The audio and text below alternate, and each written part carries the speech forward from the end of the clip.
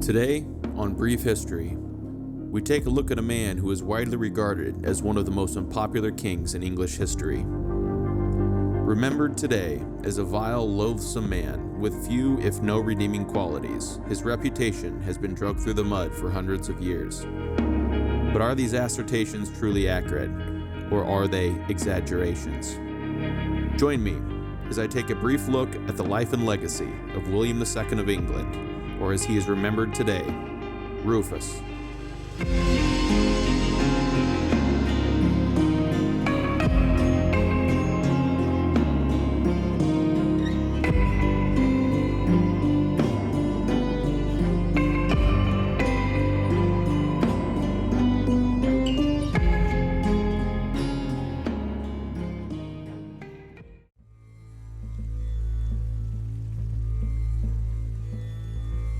Not much is known of William Rufus's early life. It is estimated that he was born around 1058 to his father, William I of England, known as the Conqueror, and his mother, Matilda of Flanders, but the location of the birth is not known. There is also very little known of his childhood, as he is not mentioned in any contemporary narrative until he is much older. He was the third son of 4 boys, including his older brothers Robert and Richard, and his younger brother Henry. He also had at least 5 sisters. His older brother Richard was killed around 1075 in a hunting accident in the New Forest, thus making William the second oldest surviving son. His nickname, Rufus, is the Latin translation of the Red and is believed to be a reference to his red hair or red complexion. However, it is believed that his hair turned more blonde over the years, and the term Rufus was not attributed to him until after his death. William had a rambunctious relationship with his brothers.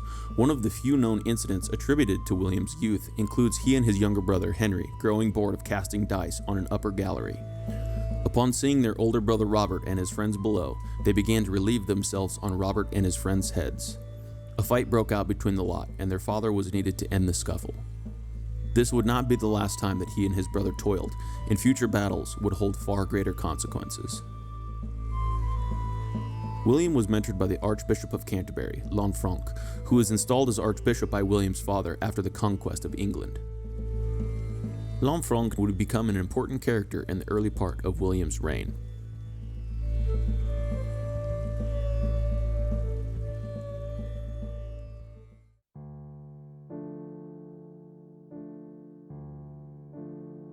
William's reign was marked by 2 separate struggles for power, one with the church and the other with his brother Robert.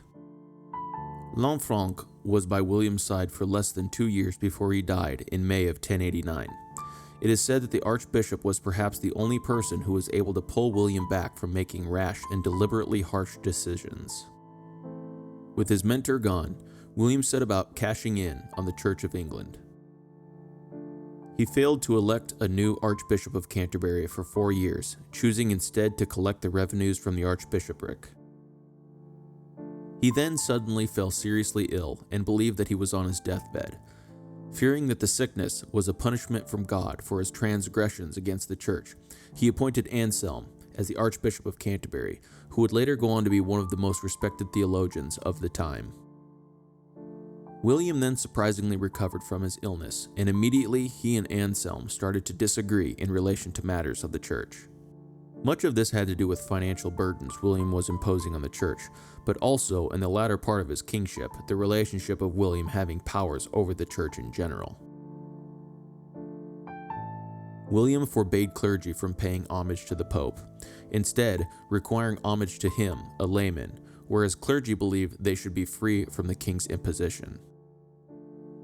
This was part of a growing clergy trend in that time known as the Gregorian Reforms, which included the investiture controversy, which argued that clergy positions should not be appointed by kings or non-clergy people, but instead by the Pope or clerics, and that the church should remain free from worldly constraints, politics, and people, i.e., separation of church and state. Despite what many people believe, William did not exile Anselm or give him an ultimatum. Instead, after 4 years of arguing and frustration, Anselm requested permission to exile, which was begrudgingly granted. William quickly seized the Canterbury revenues and held them until his death. History has remembered William Rufus poorly, and he has historically been represented as an evil, loathsome king who persecuted the church to no end and who promised things that he would in turn deny. He has also been portrayed as a lustful, perhaps homosexual king whose libido ran rampant throughout his life. His court was described as effeminate, with his courtiers growing their hair long and partaking in the most loathsome forms of fornication. As is the case with many historical figures, the truth is many times exaggerated, either positively or in Rufus's case, negatively. The main source of hatred towards William comes from two writings by a man named Edmer, who was an English historian, theologian, and ecclesiastic during William's reign. He wrote two books, The History of Novelties in England and The Life of Anselm, Archbishop of Canterbury, which portray William in this way. He was a companion of Anselm and did what he could to portray Anselm as an abject defender of the church, which was done at the cost of William's reputation. Many of the next generation of record keepers and historians were greatly influenced by these works, many of which were they themselves ecclesiastics, directly tied to the church and relaying obvious bias. Some later historians, however, did not reflect on William as Edmer did. Some remember him as a fine warrior, good-humored and extremely giving, who commanded respect and love from everyone around him, including many clerics. But those positive aspects attributed to William have been forgotten, while the negative aspects stuck to his reputation. That is not to say that William did not partake in the activities in which he is attributed, including subjugating the church and landowners. But the reality is that kings before him, including his father, saw themselves as the head of the English church, and William was no different than them. He also did not take a wife and fathered no children, which many conclude to be a sign that his critics were correct in their assertions in regard to his private life. Many powerful leaders, both in the same time and throughout history, did not marry or produce heirs until later in their life, and took part in much of the same type of private behavior attributed to William and were not remembered so disdainfully. The reality is that much of the historical records at the time were kept by churchmen, and therefore he was remembered poorly as the battle between church and state was just starting to flare up at that time. Also, his younger brother and eventual successor, Henry, promoted these ideas after William's death to project himself as being a more just king than his elder brother and to help him gain support. In 1090, William's growing wealth made him a force to be reckoned with. He was starting to gain support from Norman nobles, causing his brother Robert to strike a deal, giving him lordship over certain Norman areas, including the counties of Eu and Aumale. William in turn restored the English lands to those who initially revolted when he came to power and had their lands seized. The brothers then swore an oath to recover and retain the lands inherited from their father and assist each other wherever necessary to do such. This included a pact that stated that if either of them died without an heir, the other would inherit the deceased kingdom. Their younger brother Henry felt left out and disrespected, as neither brother really rewarded him for any support he gave either of them, having to pay Robert for the lands he controlled. In his anger, Henry decided to seize Mont Saint-Michel in Normandy, and the first campaign for Robert and William together would be against their brother. Henry was easily defeated and granted exile in France. Robert and William then crossed the Channel and put down a Scottish invasion in the north of England in May 1091, led by King Malcolm III. However, it would be at this time that tensions would again rise between the two. Robert assumed William would assist in recapturing the county of Maine, but this was not the case. Many believe William to be in the wrong, but nonetheless, he denied assistance and he and his brother Robert went to war. William then sent for and reconciled with his younger brother Henry, who was given great riches and sent to Normandy to battle Robert on his behalf. Suddenly, things changed abruptly. Robert decided to take the cross after Pope Urban appealed to the leading nobles of the time to take up arms and retake Jerusalem.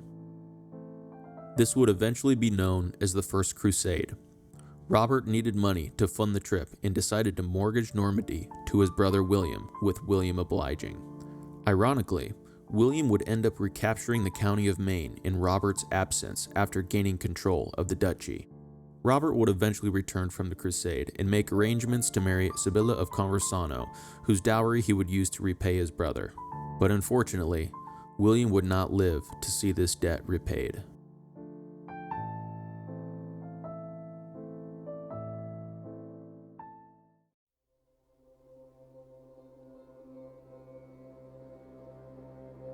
On August 2nd, 1100, William went hunting in the New Forest, along with a hunting party that included his brother Henry and other noblemen. Aspects of what happened that day in the forest will forever remain unclear, but sometime during the hunt, the party spread out, leaving William in the company of a nobleman named Walter Tyrrell. Tyrrell allegedly loosed an arrow at a passing stag, which missed and found its way into William's chest, puncturing his lungs. It is said that William did not say a word and expired where he laid. Tyrrell, in a panic and fearing repercussion for killing the king, mounted his horse and fled to France. Henry and the rest of the hunting party, after discovering what had happened, abandoned William's body where it laid. Henry hurried off to have himself elected king and seized the royal treasury before his brother Robert had a chance to exert his claim to the throne, as Robert was returning from crusade. William's body was eventually found by local peasants, who loaded the body on a cart and delivered it to the cathedral at Winchester. The Bishop of Winchester did not want to give William a Christian burial, but out of respect for his royal status, he was interred under the church tower, which collapsed a year later, causing some to believe that it was a sign of William's evil. Some believe that Henry played a role in his brother's death, as he had the most to gain from it. The fact that the man responsible for releasing the arrow, Tyrrell, was known for being an expert marksman adds concurring circumstantial evidence to this claim. However, hunting was a dangerous pastime in those days, and hunting accidents were very common during the time. William's older brother Richard had been killed hunting in the New Forest as well.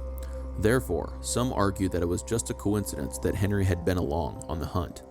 Nevertheless, the cleric chronicles of the day were quick to ascertain that this had been an act of God, reaping vengeance upon an unjust and despised king. This narrative and legacy has persisted throughout time. William is far from an innocent character. His misgivings were apparent and well documented, and there were many who despised him for his actions as king, especially the churchmen. But he also had many qualities that one would desire in a king. Mercy, as evidenced by his treatment of the rebels at the beginning of his reign. Military prowess, as evidenced by his early naval blockade and retaking of Maine near the end of his life. And political insight, evidenced by his financial management of the kingdom and exertion of that financial power towards his enemies. The question is, were the misgivings attributed to him any less than those before or after him? Or was this a situation of the writers of history using his reputation as a means to accomplish their agendas? Regardless of what you may believe, we can all agree that he could have accomplished much more during his reign had he had the opportunity. Perhaps the criticism is appropriate. Perhaps he was murdered for his transgressions as a truly evil king. All that we can do now is speculate.